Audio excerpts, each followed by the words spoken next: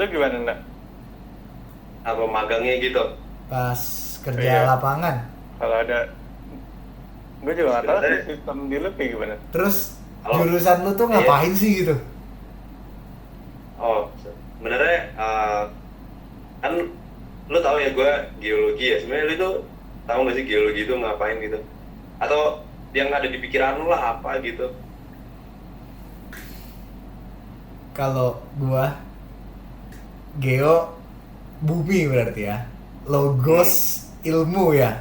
Kan logos Hmm. artinya ilmu ya, berarti ilmu kebumian. Hmm. Ya, berarti ya sebenarnya masih luas ya berarti ilmu kebumian. Nggak apa-apa, nggak apa-apa. Enggak, gue cuma tahu itu ilmu kebumian dah. Stop sampai situ. Nah, jadi gini, ini gue rada flashback aja ya. Ini rada lucu sih menurut gue. Wah, lucu Jadi banget dah, gila lucu banget. seru kan? Belum. Iya, oh belum. Belum. Belum. Jadi ceritanya itu gue itu dulu milih teknik geologi itu soalnya apa ya, kayak sebenarnya simple banget sih. Gue sampai SMA kelas 3 itu gue nggak tahu gue mau kuliah jurusan apa gitu. Gue cuma pengen kuliah di sini gitu kan. Terus gue mikir, biasalah anak IPA kalau nggak teknik atau dokter kan nggak afdol gitu ya, apalagi lu sekolahnya susah gitu kan. Ya udahlah, terus gue teknik apa, teknik mesin sipil udah banyak banget kan. Seenggaknya kalau mesin sipil tuh gue harus ngalahin Gavriel di kelas. Oh, itu kagak mungkin. Jadi gue cari satu jurusan yang kira-kira di sekolah nggak ada. Berarti kan gue udah ngalahin satu sekolah kan. Gue mikirnya Oh, kayak lu gitu. pakai sistem eliminasi aja berarti ya? Iya, gue kayak gitu kan. Terus apa gitu, terus gue lihat teknik geologi boleh nih kan. Orang kan mikirnya kalau nggak apa minyak tambang, batu bara gitulah. Oh ya udahlah, boleh lah. Dan emang dia jurusannya luas kan. Yang penting yang ada di bumi itu lu bisa ambil gitu kan. Udah, nah singkat cerita, gue nggak ngeh kalau itu ilmu kebumian gitu kan. Ya udahlah. Nah, waktu gue inget banget pulang ekskul futsal kelas 2 di tempat jus pojokan sel. Iya. Itu gue sama Jontor makan jus kan. Jontor Minum. tuh bilang sama gue apa? Minum jus anjir. Oh iya, salah sorry. Gue iya aja lagi. Itu Jontor bilang sama gue, "Mak, gue kasih tau sama lu ya, ilmu yang paling susah itu ilmu kebumian, lu mending gak usah ngambil dah," gitu. Terus gue, oh iya Tor, tenang aja gitu. Terus gue baru ngeh itu setelah gue masuk kuliah, anjir, kayak bangsat. Emang susah. kayak emang beneran apa ya, kayak gue bener-bener masuk ke dunia yang berbeda anjir. Kayak di situ itu kan kayak hampir rata-rata yang masuk ke situ itu emang dari SMA itu udah ilmu kebumian gitu loh. Jadi kayak semester 1 2 gue rada keteteran, tapi mulai 3 ke atas mulai bisa ngikutin meskipun masih mediocre juga ya. Gitu sih. Nah, jadi balik ke topik, intinya geologi itu lo belajar tentang bumi gitu. Jadi lebih ke bumi, proses dan sumber daya apa yang lo bisa ambil gitu. Nah, terus sebenarnya geologi itu masuknya MIPA. Jadi ini sebenarnya jurusan nggak jelas sebenarnya mau masuk kemana. Kalau di UI sama Unpad tuh dia masuknya ke MIPA. Karena apa? Masuknya ke Earth Science gitu. Jadi lu bener-bener belajar ilmu bumi. Tapi kalau kayak di ITB, UGM, sama apa ya, UPN, itu tuh dia masuknya teknik. Soalnya lebih ke aplikasi dari ilmu geologi itu sendiri untuk memecahkan masalah keteknikan gitu. Jadi kayak rada 50-50 gitu.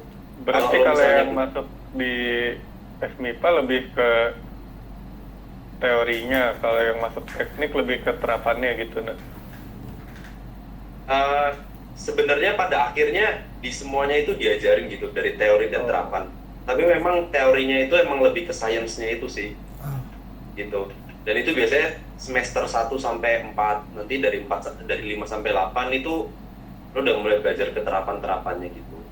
Sebenarnya kalau di kerjaan atau nanti lo udah lulus gitu, ilmu geologi itu kepake sebenarnya di semua lini. Jadi kayak misalnya lo mau minyak, tambang, konstruksi, air, panas bumi, terus sampai ke yang wisata gitu, ilmu geologi itu kayak lu jadi apa ya, penuntut utama gitulah. Jadi kalau misalnya ada orang teknik sipil membangun bandara nih, ya emang yang harus dilakukan tuh dari geologi dulu, daerah ini boleh nggak dibangun gitu.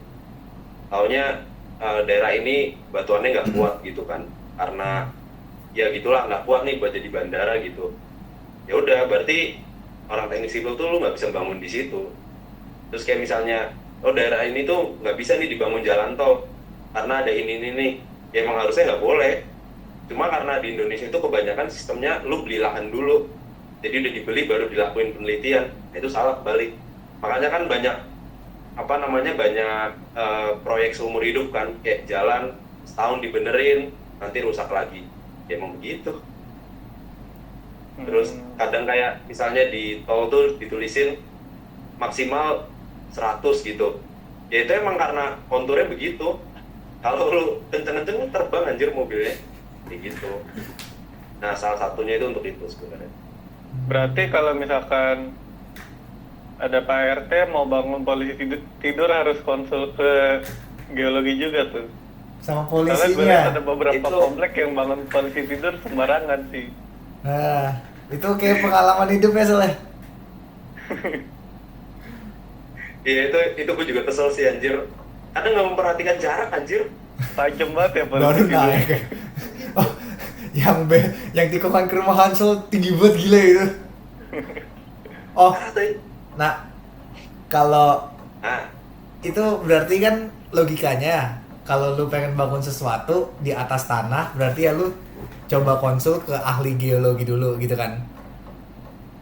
Nah, kalau macem kayak yang di PIK 2 tuh PIK 2 seinget gua ada tanah reklamasi segala macem. Itu kan awalnya laut gitu nah. Nah, terus itu gimana tuh? Maksudnya harus konsultasi juga dulu atau ada mekanisme beda atau gimana? kalau yang laut jujur gue nggak tahu banyak, tapi setahu gue kalau kayak gitu udah ngarah ke oceanografi deh, maksudnya marine geology itu kan ada juga, atau Oh, ada lagi. gitu. Nah itu gua kurang ngerti kalau yang untuk laut gimana. Karena Ya. kalau pada prinsipnya geologi itu lu belajar dari yang udah ada gitu. Kalau laut kan ibaratnya lu nambahin ya. Dikeruk ya berarti. Gue kurang tahu juga sih. Gue juga kurang tahu, reklamasi kan nambah tanah gitu ya. Itu gue jujur gue nggak bisa jawab kalau itu. Ya. Lu belajar kayak jenis batu-batuan gitu nak. Belajar gue. Jadi gue kayak bener-bener lu ngambil batu nih gitu, terus lu teliti aja di batu nih gini, terus lu gini aja. Top Befung. Pak, batu ginjal juga termasuk ranah lu atau gimana? Udah paling bener itu. Itu mending kita kerja sama ya Sol. Menjanjikan nih kayaknya. Kalau ada orang keras kepala terus batu gitu, masuk lu juga berarti. Gitu. Iya. Magang lu gimana? Kerja lapangan udah pernah lu? KKN Kalau atau kerja lapangan tuh gue itu ada, pokoknya setiap mahasiswa geologi di semua jurusan tuh, ya di semua jurusan, di semua kampus tuh ada wajib namanya kuliah lapangan atau kita sebut pemetaan geologi gitu. Jadi intinya kayak setiap lulusan geologi itu lu wajib bisa lah lu pemetaan gitu, minimal dasar lah ya gitu.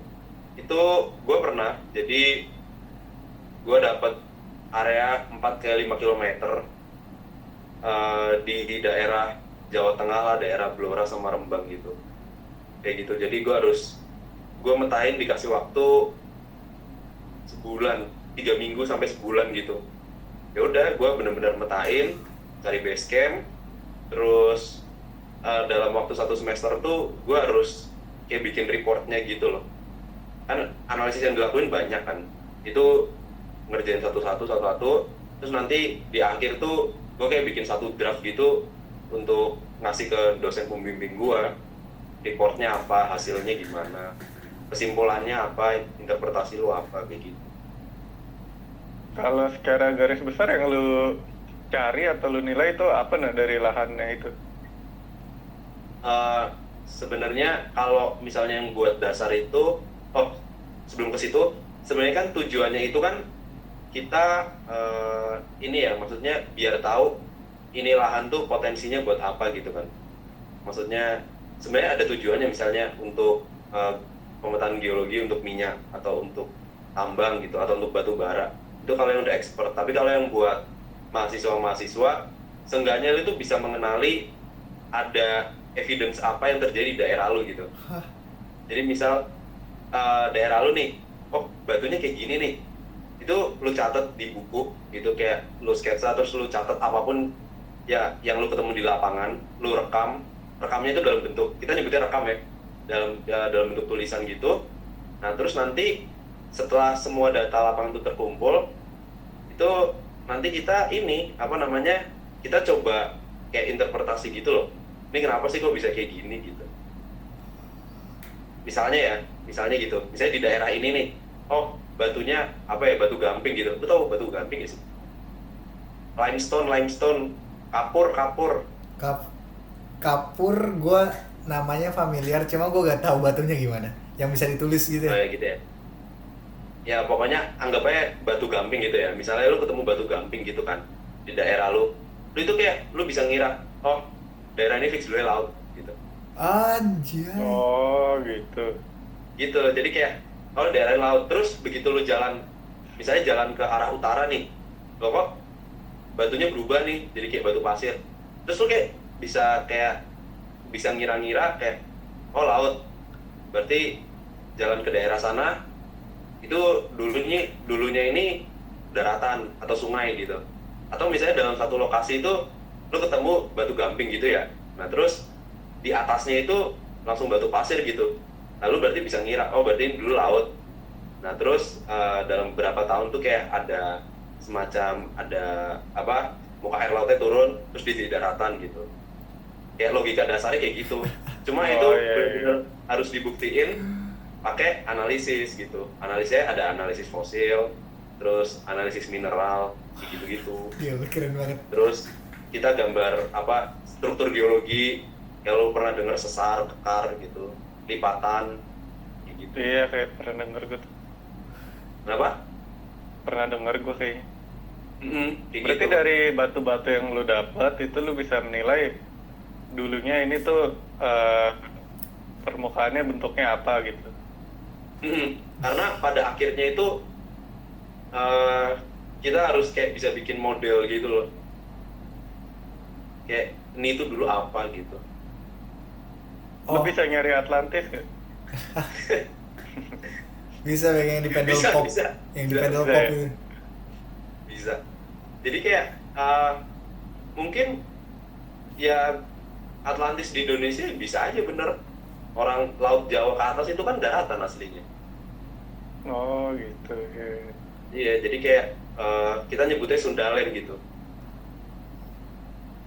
Itu Jadi- tuh daratan jadinya. Dan jujur kan gue itu ada matkul geologi Indonesia ya.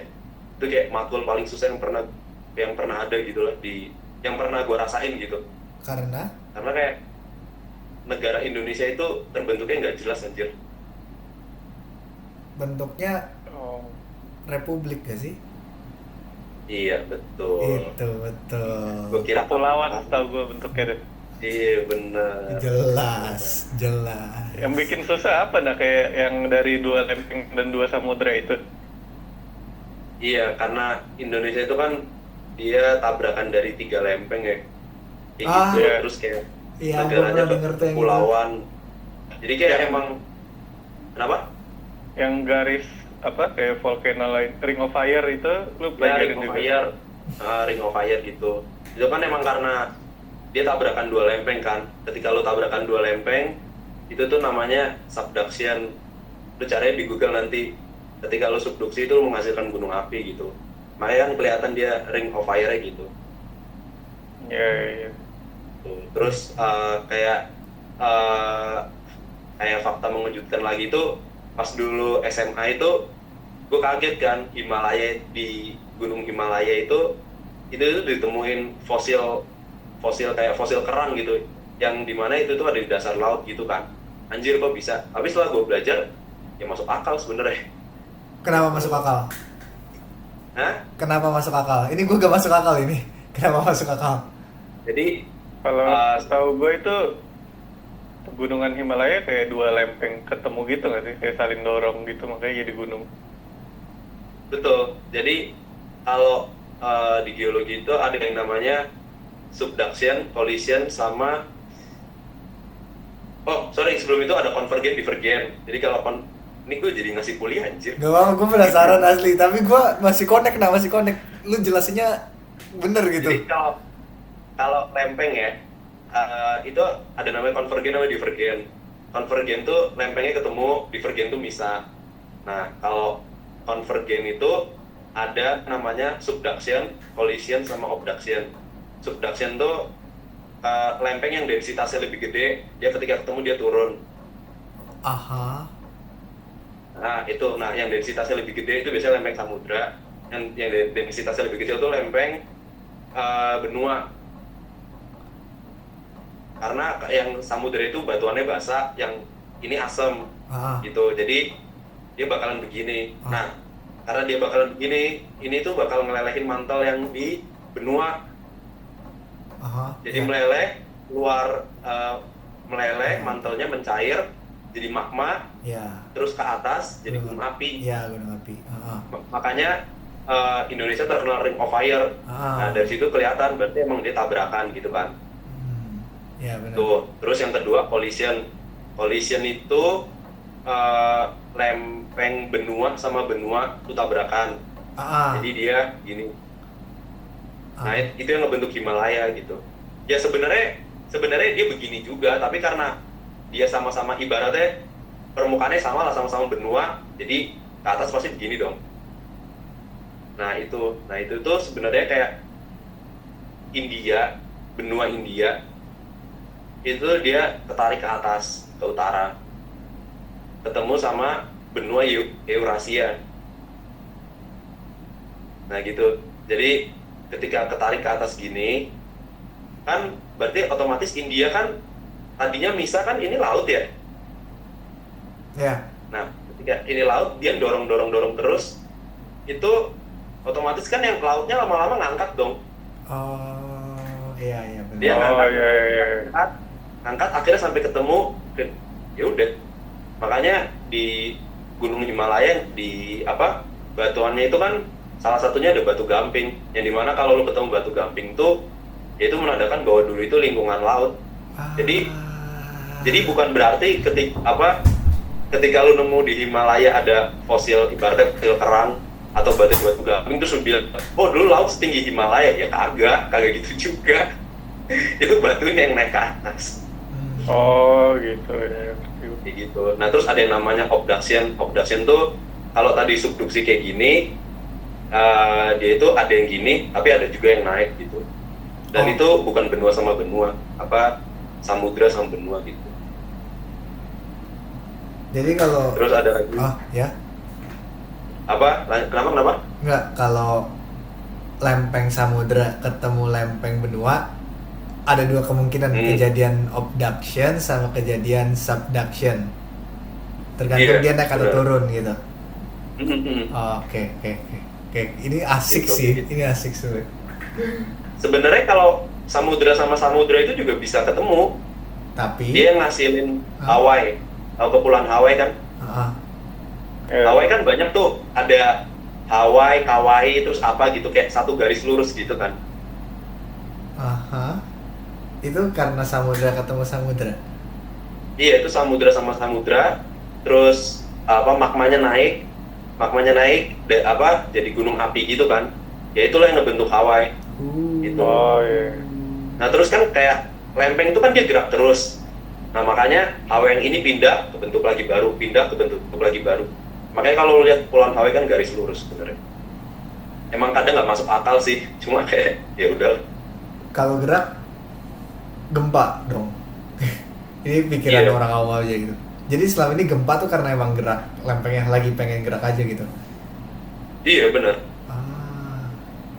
Antara itu atau emang gunung mau meletus tuh juga bisa jadi gempa. Iya.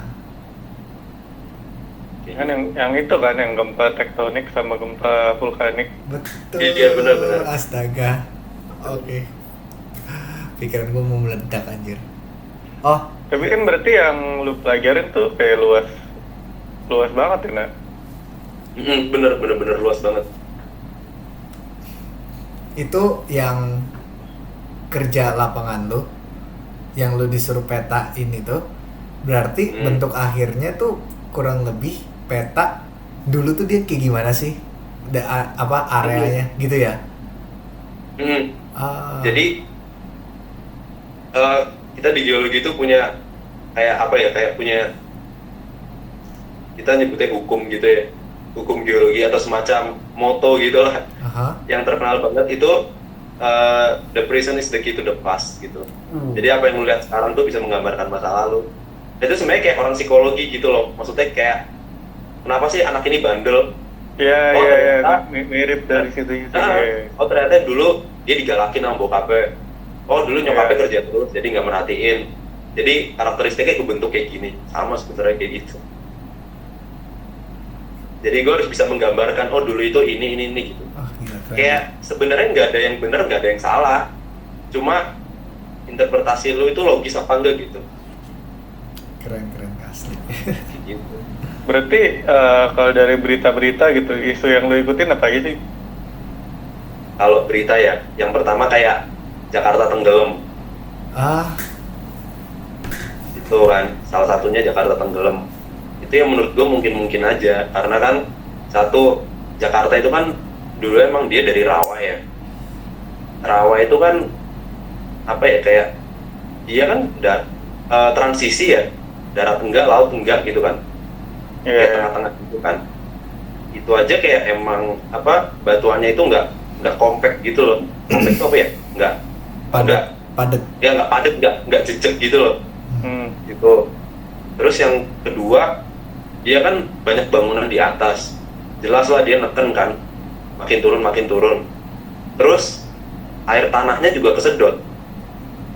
Ketika air tanahnya kesedot kan lu ninggalin banyak rongga di situ. Ya banyak rongga berarti kan tanah lu makin lama makin turun. Kayak gitu. Ya mungkin aja Jakarta tenggelam atau pantai utara tenggelam tuh mungkin aja sih menurut gue gitu. Orang faktanya atau sejarahnya juga daerah di utaranya yang gue bilang tadi Sundalen juga tenggelam kok. Terus apa lagi ya? Isu-isu apa lagi ya?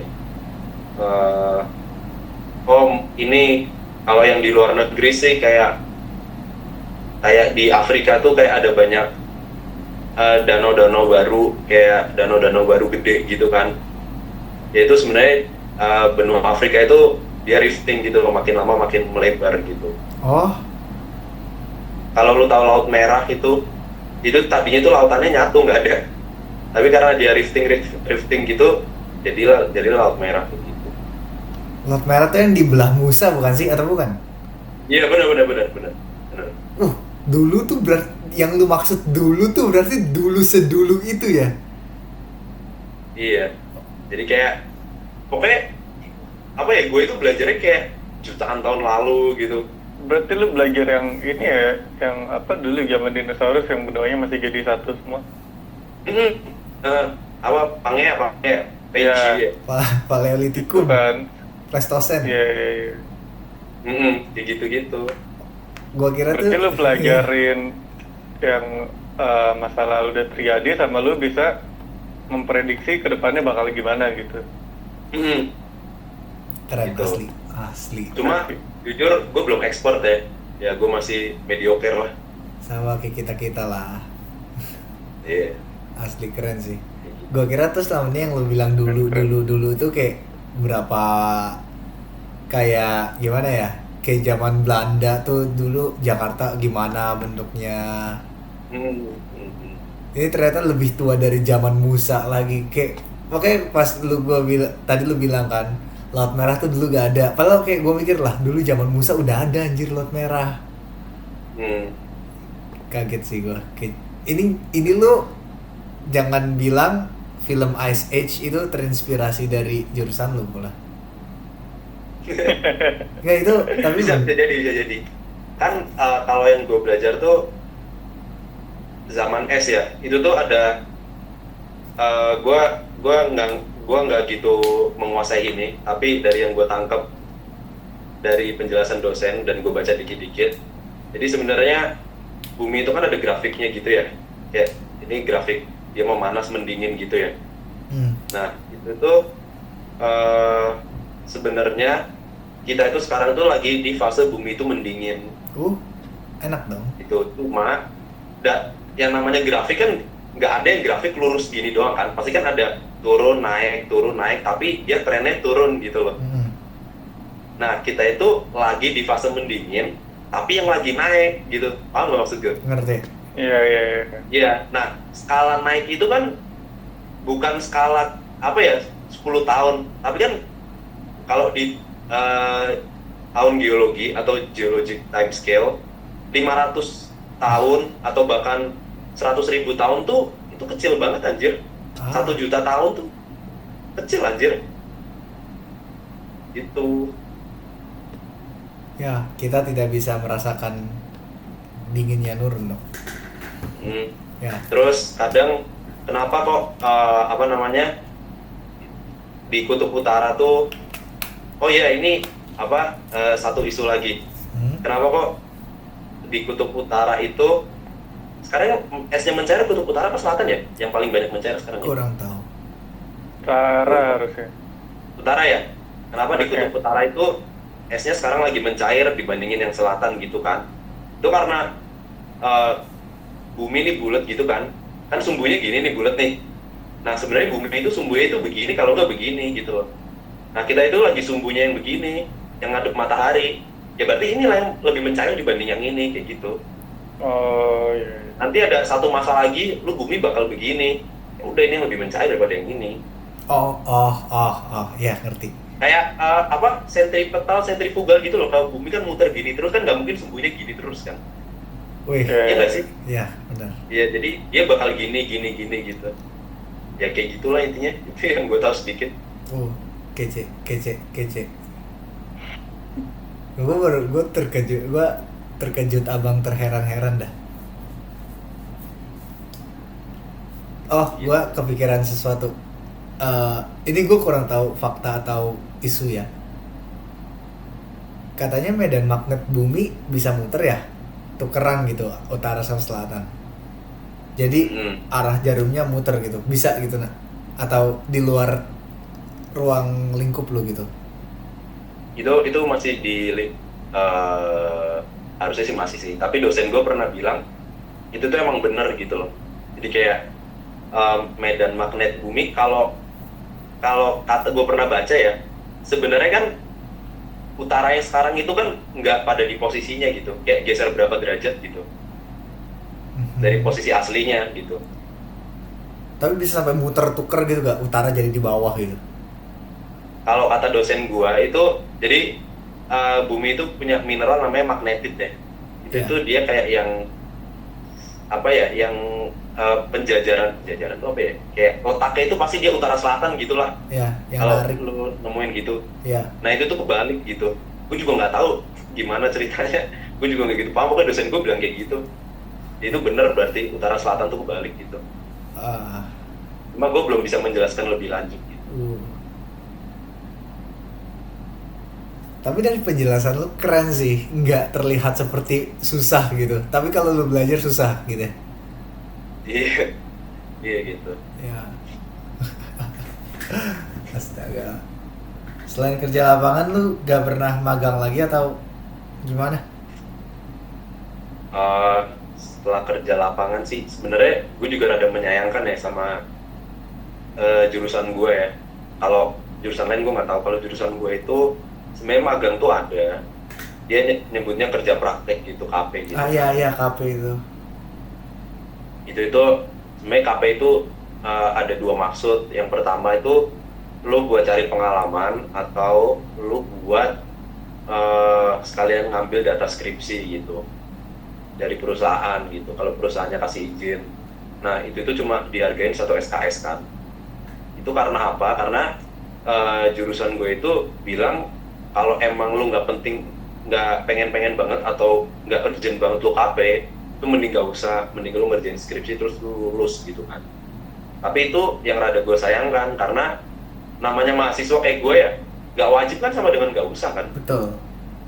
Gitu kan. Jadi kayak mending dibilang lu wajib KP, lu wajib kerja gitu.